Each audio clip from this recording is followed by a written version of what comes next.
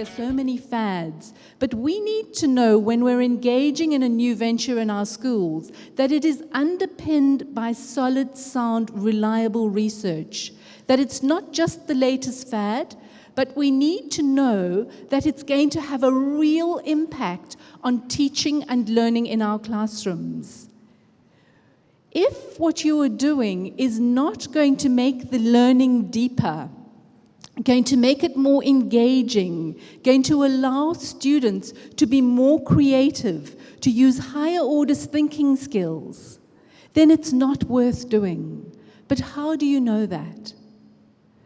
Very often things are packaged and published across the web or across networks, and they look really exciting and really appealing.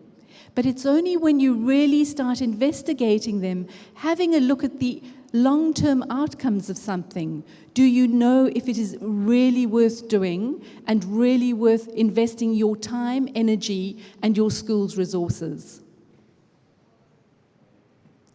What we are all aware of, and what you will be inundated with the next few days, are the range of new technologies. All of these technologies bring with them a wealth of new possibilities. And we need to, as educators, be looking at these very, very critically to select the ones that are really the best and the most effective to engage and promote learning in our classrooms. The whole notion of mobile learning is really so exciting at the moment. It is the flavor of the month. When we look at the notion of mobile learning, it's changing the pedagogical space. So it's changing the way in which we can structure and function in our teaching spaces. The mobile learning allows us to engage in virtual spaces, which becomes really very, very challenging and very exciting when we have students learning in different times, faces, and phases. It also allows us to change the physical space of our learning. And we're seeing some really very exciting things happening in schools where classrooms are starting to look different. Up until very recently, and in many schools, if you go into a classroom, it looks exactly the same as a classroom looked 100 years ago, most probably even further back than that. Children sitting in rows, lots and lots of desks.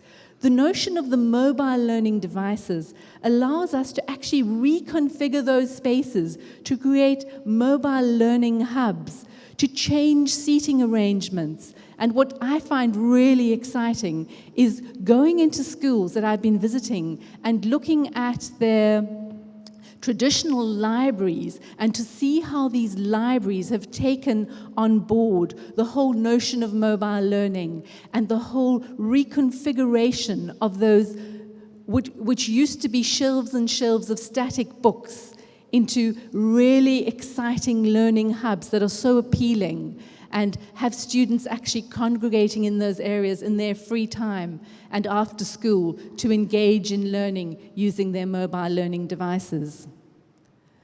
The mobile learning devices also give us those affordances to bring the world into the classrooms. And at this particular school, we worked on a really exciting project with a chap who was visiting the polar ice caps, and he came and visited the school in person before he went. The children did a lot of work with him, and it created a whole integrated learning program where they investigated his whole trip. They looked at the resources that he was going to be using, his energy uptake, his daily diet, integrating all their different learning areas. And then we arranged a live Skype feed every week where all the children would get together and they'd be able to talk to him directly and ask him questions about his trip. When children he had a mobile device with him, he had a satellite feed, and it was just the most incredible, authentic learning experience. At one stage, it became actually a little bit too authentic.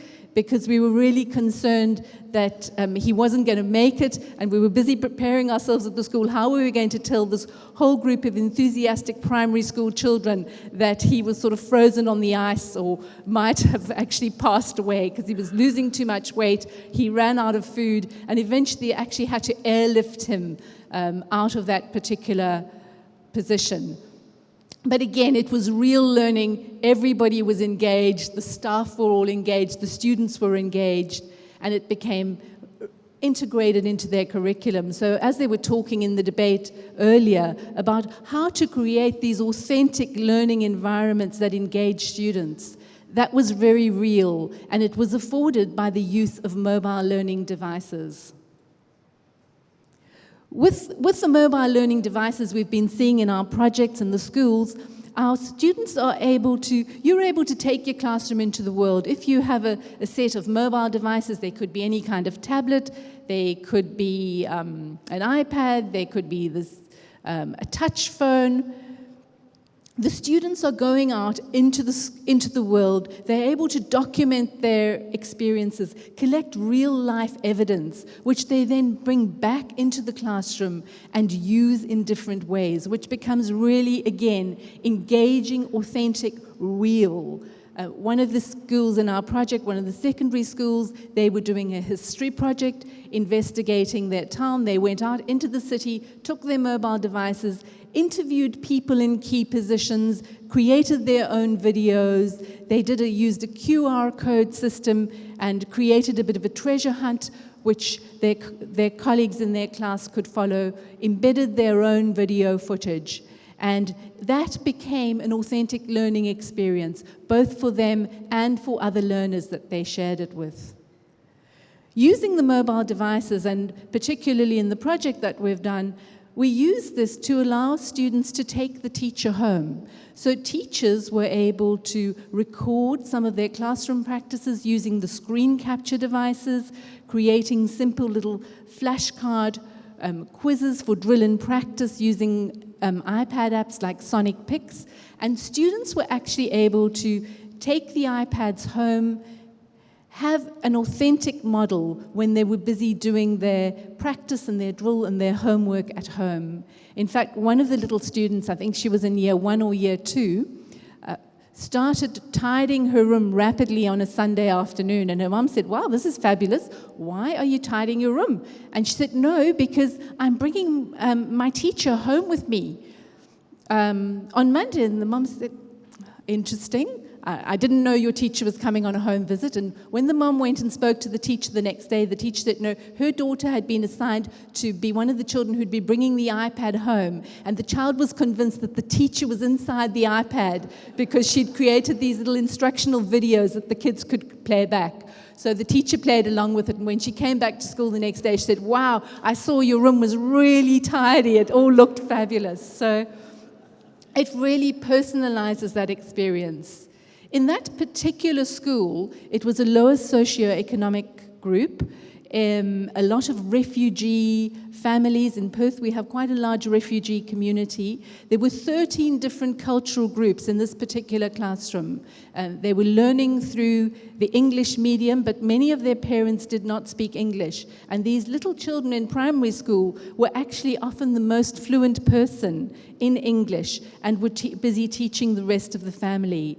So by them taking home these screen captures of their teacher doing the reading, modeling the reading words, it actually became a very, very important learning tool, not only for the child, but also for the rest of the family.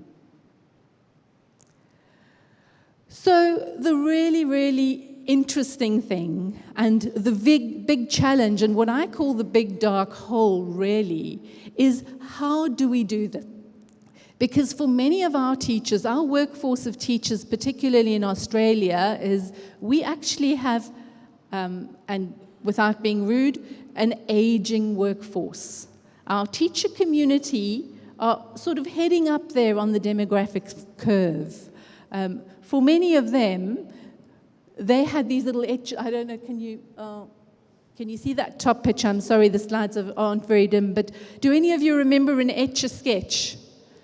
I hate to say that I do, but for many of us and for many of our teachers, when they were a kid, that was their form of technology. That was like a really exciting technology. And for those of you who don't know what an Etch-A-Sketch is, it's quite embarrassing, but basically you turned the two little knobs, and as you turned the little knobs, lines moved on the screen, and you could make pictures. And that was like a wow toy at the time when many of our teachers were young children. So how do we do this? How do we take our teachers, a large proportion of our teaching community, and it's not to say that it's only the sort of older teachers. I'm being very ageist and really awful here, but I do fall into that category myself. It's not only the older teachers, it's many of the younger teachers as well who have possibly used technology purely on Facebook, but to actually use technology effectively in a teaching and learning situation is actually quite different and is a huge challenge. How do we do this, and how do we move them into those areas? So this was my challenge as I was busy working on designing my research project. So I thought in terms of social networks, and in previous cultures, a lot of culture and a lot of tradition was passed around social settings. And often, if you go way back into the origins of time around tribal settings, people would sit around the fire. And I come originally from Africa, you'll hear from my accent. And in Africa, that is still very much the tradition of storytelling and of sharing knowledge and artifacts around the fire. That became the culture. In today's culture, we're all so busy. Often we're living in apartment blocks. We aren't in those communal spaces. We aren't passing on generations of knowledge around those communal places. And so that is where the social networking comes to play a big role. How many of you are using Facebook in a personal capacity? Just let's have a show of hands. Okay, quite a few.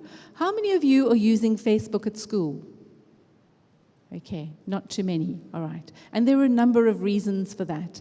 There are other social networks that you can use very effectively. Do you tweet? How many people here are active users of Twitter?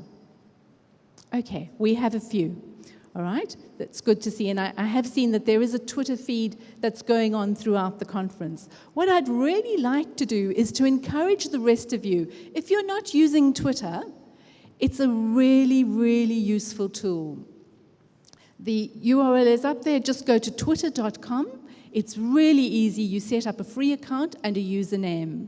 What you do with Twitter is that you connect with people. So everybody will have a username, which I don't know if you can see. Oh, you can see a little up there. The username usually has an A in front of it. So that is somebody's little Twitter handle or their little username. What you do on Twitter is that you can follow people. So they don't have to follow you. You're not their friend. They don't have to be your friend. But you can select to follow them if you feel that they are talking about something that really interests you. And I know that Twitter has a really bad name. You know, you have people like Madonna and Justin Bieber talking about who they had dinner with last night and whatever else they did with them last night. I really don't want to know. On Twitter, I follow amazing educators, and there is a community of the most incredible educators, some of whom are in this room, who are communicating, who are sharing knowledge and ideas about teaching and learning all the time. The fabulous thing about Twitter is that it's short and it's really quick. There are 140 characters. You can read them while you're waiting for the kettle to boil, while you are doing whatever else it is that you're waiting for the bus or sitting on the station, and you can learn so much. There is also, you can follow different topics or conversations. So up at the top of the Twitter, you will see the little hashtag that says discover. If you click onto that and you put in a topic preceded by that hashtag, you can find anybody who has a conversation about that particular topic. And I've put up the hashtag for the conference, the 21CLHK. if you put that into Discover, you will see what people in this conference are busy talking about right now.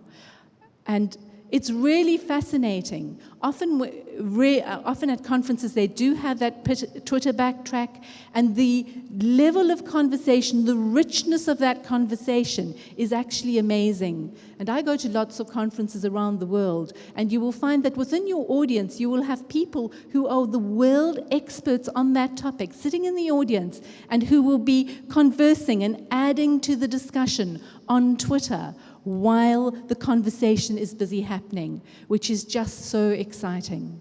So Twitter, you can connect, set up your URL, start following some exciting people, discover, look at the train of thought for this particular conference, look at the people who are here. Those will all be people that are well worth following. That's just an example of a Twitter page, looking at some of the things that you can find and discover. What people put into their Twitter page to make it more interesting is they'll put in those little tiny URLs. So you'll see, and I know that's really difficult to read, but we will make copies of these slides available to all of you. But you'll see a little tiny little bit.ly little hashtag which you click on, a hyperlink. And if somebody has got more information on that topic on a website, it will take you to that particular web page. So in fact, by just following those tiny little feeds, clicking on the link, you can get a wealth of amazing information. And this has proved in my project to be a fabulous way that teachers are learning and are connecting around the world. Another really exciting way that teachers in my project have been connecting is using blogs. And one of the blog tools that I used for my particular project was EduBlogs. And EduBlogs is a free blogging site for educators. It's password protected. Well, you can have it password protected or you can have it open. I've selected to make my blog open to the community. And initially, I used my blog as a way of giving information to the teachers who were in my project. And when I started this particular blog, I've had a number of different blogs, but this particular blog was at almost exactly this time last year in 2012. And what had happened was I'd started working with some teachers in my project. There were 4 teachers at that stage, and I was going to be going off on my annual leave, and I was going on a skiing trip to Japan. And I wanted to make some resources available to the teachers so that they could carry on working while I was away, because I wasn't sure what my internet connection would be like while I was on holiday. So I popped some of the resources onto the blog, and I went away on holiday. And I was telling people in my workshop yesterday, but my family, because, and I know Larry was talking about the autism spectrum disorder, I think I'm kind of somewhere there on the spectrum, but when I'm working, I do get sort of slightly attached to my mobile devices. And so my family are normally pretty strict with me, is when I go on holiday, they usually ban me from taking any of my devices. But on this particular trip, I snuck my iPad into my suitcase. I thought, just having it in there, a little security blanket, you know, like sort of Linus and his security blanket. As long as it was in his suitcase, he was okay. I had my iPad in my suitcase, wasn't going to switch it on, it was in there. And had a fabulous holiday with my family. But again, that autism spectrum disorder started sort of kicking in a little, and I would sneak back at sort of tea time, and I'd just log on and see, whoops, is that a bell? That's not me. See how things were going. And I started checking the blog and checking how things were going. And I saw that I had my teachers were busy using it, but I also had some amazing teachers from all around the world that started logging on, started using the resources, and started commenting. So these people were actually connecting that I didn't know. We're all starting to connect around using that social media. And that proved to be really, really exciting. And I'll tell you a little bit more about that. The other sort of social networking and connection tool that I've used very successfully in my project and in my research is the free site called Edmodo. Now, different people have got different online learning management systems. If you don't have one, this one is free. You can just go and sign up. I have set up a particular group, so if you'd like to join that group, you can. My group is called Jenny Lane. This one does have a code. It is password protected. The code is MOM1Q and then the digit 0. So you're most welcome to join that if you'd like to. And again there, I've put up a wealth of resources that I use in my workshops and use in my project. So please feel free to add to that and to join in to the conversation and add resources, because my feeling is that there's so much for teachers to learn, and it really is by connecting and often through using these social networks and social media that we can connect and share and learn. That's the only way we're going to keep up. This world is moving so fast that by the time things are getting published in traditional print media, particularly in ed tech, they are already out of date. So using these things work really well. This was my particular project that all of this research was around, and in this project I used the Tpac model, and I'll just go over that briefly. In my workshops this afternoon, I will explain all of this in more detail, so just mentioning to you what I was doing. We based it on the Australian National Curriculum, which is a new curriculum which is being rolled out across all the states in Australia. Previously, each state had its own curriculum that it followed. I also used the SAMR model of technology integration, a challenge-based learning model, and later in the presentation I'll show you some of the research findings and some of the professional learning. The Tpac model really looks at what teachers need to know when teachers are designing these learning experiences for technology-rich situations. And previously, teachers needed to know their content knowledge. That's that sort of turquoise area. And teachers are really good at knowing their content, knowing their subject. They're also really good at pedagogical knowledge, knowing about teaching and learning and knowing what to teach. And so in the past, teachers often just had to think of those two things. This is my content. I'm teaching maths. It's in year 7. I'm doing a particular topic. What are the teaching and learning strategies that are going to be most effective for my particular class of learners? But once we bring in the field of using instructional technology in our classrooms, that's another whole sphere of knowledge. And what we've found in a lot of our research is that very often teachers will carry on doing exactly what they were doing. So they're using the same pedagogical strategies, the same content, and then that technology, they're using technology, but it's just a very superficial layer floating over the top. It's not actually integrated. And so in Tpac, what we do is we get them to actually look at all 3 elements at the same time. And the Tpac is actually the integration. So it's using the right content, the right teaching and learning strategies, and the right technology together to make an effective, engaging learning experience.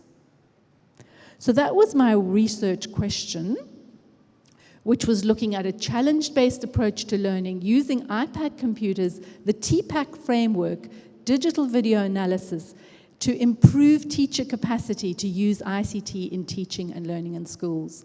And there's a lot to it, and some of which I'll be sharing with you. The particular project design involved a lot of professional learning for teachers, because this is what, again, I feel so strongly about. That is what I feel is the black hole. And certainly that's what my findings of this project has been revealing, is that in many instances, teachers arrive at school, I've had stories like this, where they come and they find that there's a box of iPads on their table, and they're told, this is what you've got to use. Nobody's given them any instruction. They haven't done any planning. They haven't designed any lessons around it. And these teachers are just expected to cope. So with my teachers, I worked on a whole almost a term. With some teachers it took longer. We worked for about 6 months on a professional learning model, looking at Tpac.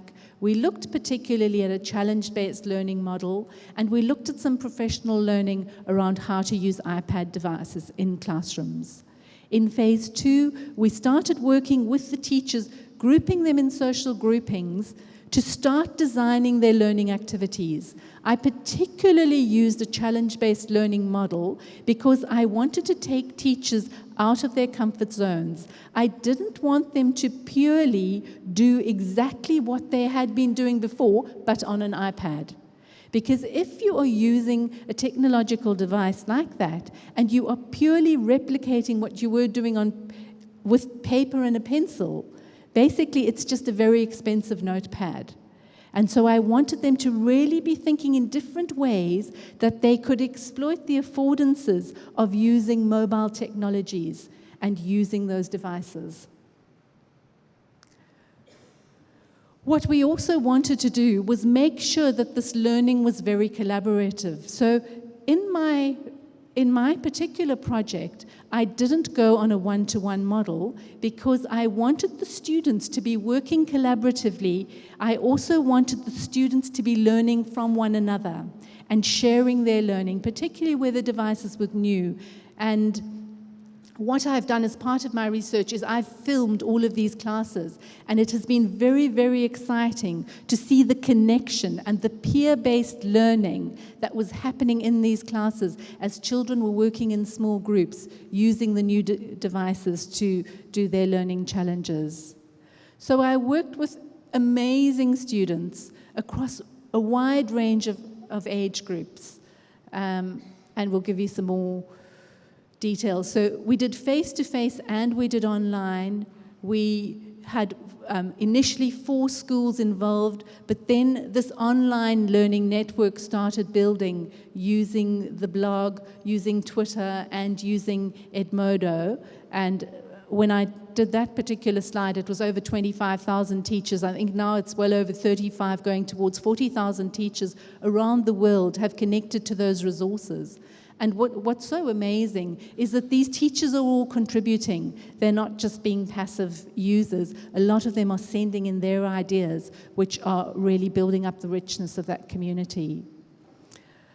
So right now we're really into phase 5. We've finished all of that, and we're busy working on the analysis. I do have a lot of data. I'm using the results that I have from the study to improve the professional learning for teachers. I've filmed a lot of video, and I'm now busy editing out those video, and are working on some exciting projects, creating some iBooks and e-publications, and we're working on an iTunes U site and writing up those research projects for traditional academic journals. For my data collection, I really triangulated a lot. I used surveys, and what was amazing was that I used surveys, both hard copy surveys face-to-face, but I also used surveys within the blog and the online community. And I used Twitter to tweet out to my professional learning network of teachers to say, look, help me in this iPad research, help me with my survey. And within about 3 days, I got over 250 responses of people who went in and completed the online survey, which was amazing, because for us in academics, we really struggle to get people to take time to complete surveys and help us in our data collection. I used some quite interesting analytical tools. Now, if any of you are using blogs and things, what's quite fun is to use cluster maps and to use Google Analytics, because with that you can get some really interesting and detailed data of who is using your resources, what resources they're using, where they come from, which is really fascinating. So I encourage you, those are all free tools. If you're doing that kind of work, it gives you very interesting background information. We also used some video diaries. So we had the teachers on their iPads busy recording little video diaries which tracked their progress as they moved through the project. And I'll hopefully share some of those with you maybe later in this presentation or in my presentation this afternoon. I did videos of classroom practice, both using professional cameras. In one of our schools, we've actually set up in two of the schools actually, we have these video observation rooms where we have built-in cameras into the teaching room with integrated microphones, so we used those. But what I actually found more effective, believe it or not, was filming on my iPhone and filming on the iPads themselves. And eventually we moved to the stage where we actually had the teachers doing their own documentation, and then we moved to having the students documenting their learning and documenting their progress. And that was really fascinating, because when the children were documenting their own learning within the project, they could view it and they could reflect on what they were doing, and then they could go back and they could revise and review. And so often our research is indicating to us that we do say that learning is in the action, learning is in the doing, but even more learning comes through reflecting on that action. And so using the camera documentation, being able to quickly shoot a video of them doing something, replay it, review that, talk to their peers, have some peer review, and then they have the opportunity to actually redo that particular activity, became very powerful.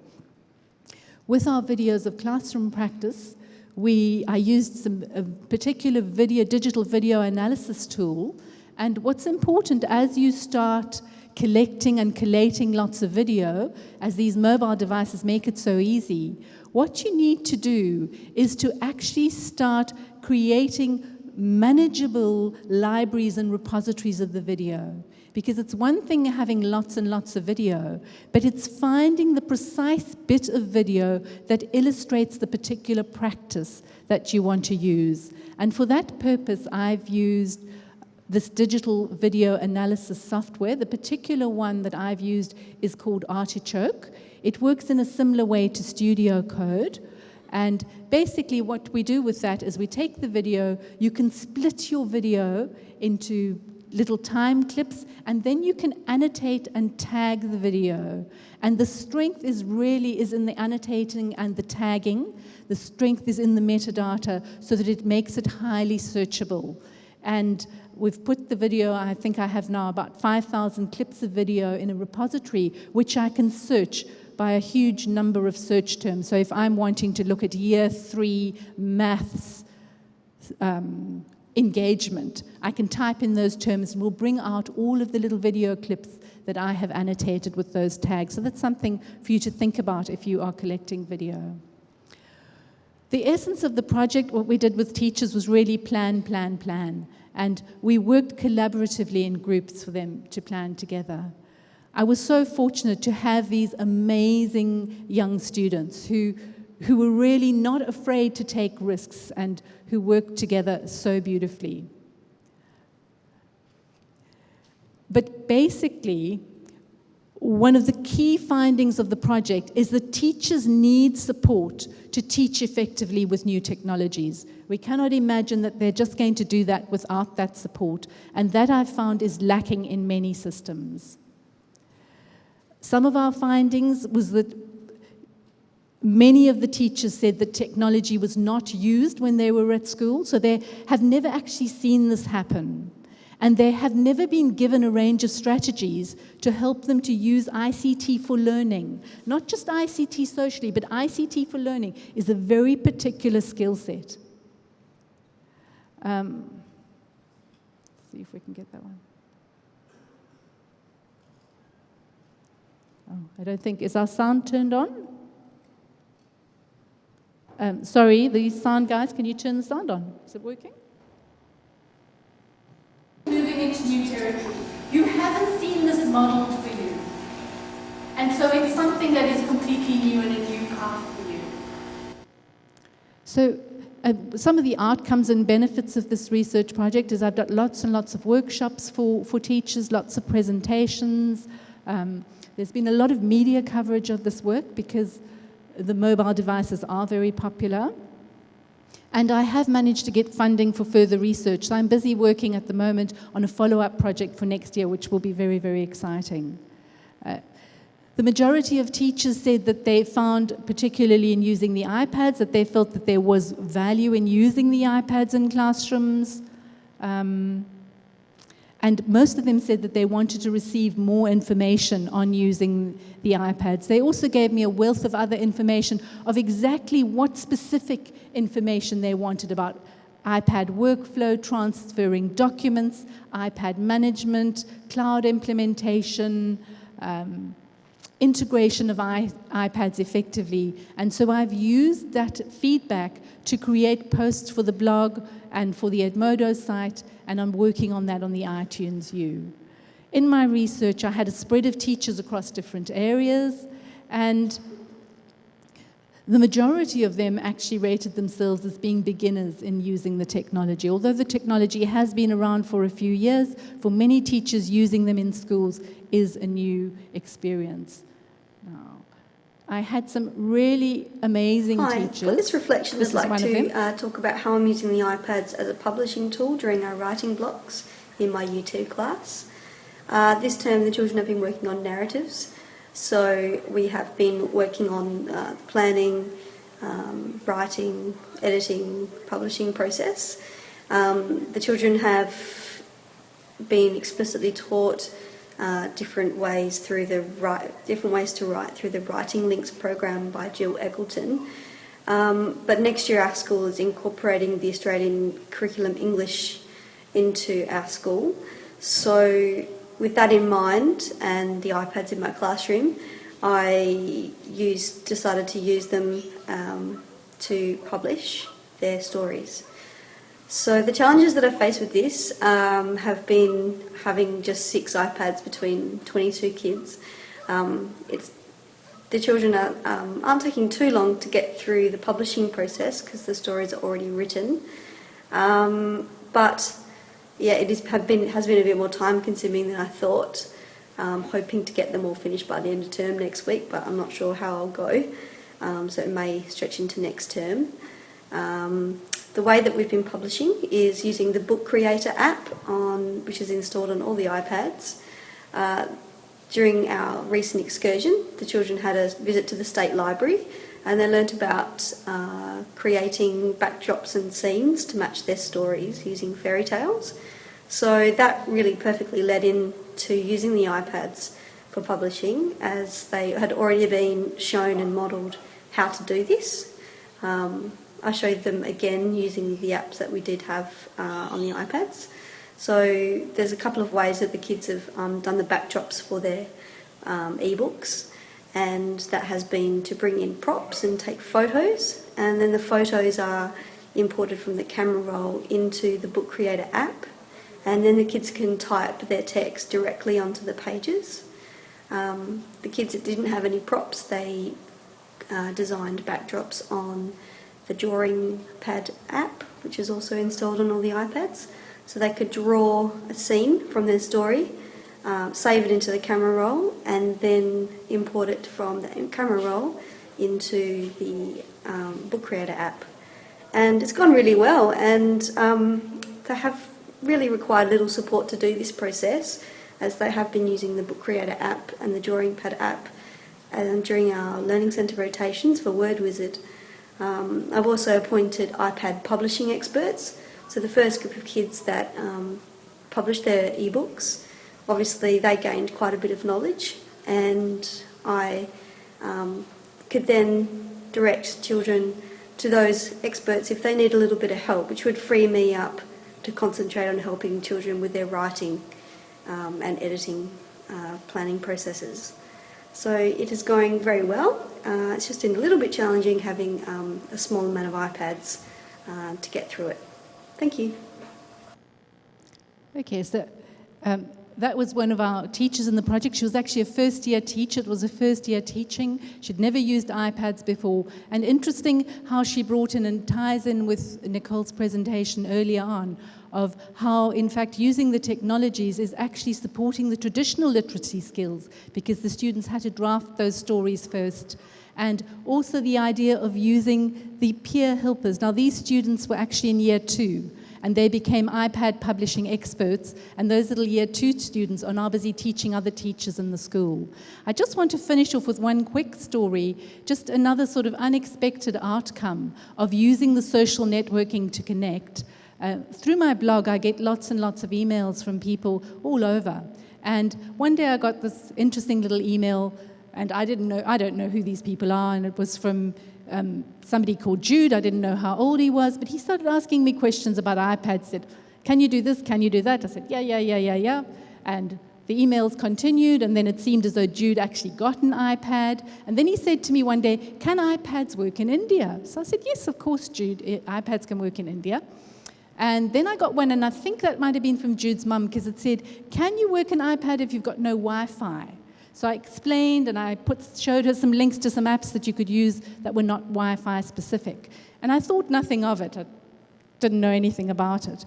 And then a little while later, I got this lovely email from Jude's mother, and it turned out that Jude was in fact a 6 or 7-year-old boy living in London, and he'd saved up some money for his birthday, and he wanted to buy something, and he found my blog and started teaching himself how to use an iPad.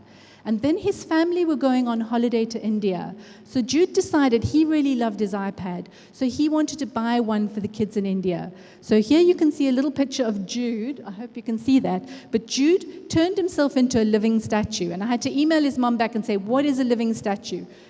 He painted himself with gold paint, and he stood on a box in Portobello Road in London, and he raised money. And from that, he raised £220. And these are excerpts from the letter from his mum. And they then went to India, and Jude went, 6 or 7 years old, and went and taught the children in a school in India how to use the iPads. And I love that they looked for the ink on their fingers, which was so cute. And what was so interesting was he had obviously trawled through the postings on the blog and on the online system, had taught himself how to use some of those apps, and he was then teaching children in India how to use that and to improve their literacy. And that, to me, just gave me huge encouragement, because if a kid of 6 or 7 years old could go and use online resources, use social networking, teach themselves things, and then go and transfer that knowledge and understanding and engage with other kids in a different part of the world, that really gives me hope for all of us and for all of our teachers, because if he can do it at 6 or 7 years old, all of us can do it, and all of our teachers can do it in our schools. So I think that really gives us hope for the kind of work that we want teachers to be doing in schools, and I encourage you all to really use social networking, share your learning, share it with other teachers in your school, and so build that community of teachers who are using technology and using social networking in really deep ways to promote authentic learning. Thank you very much.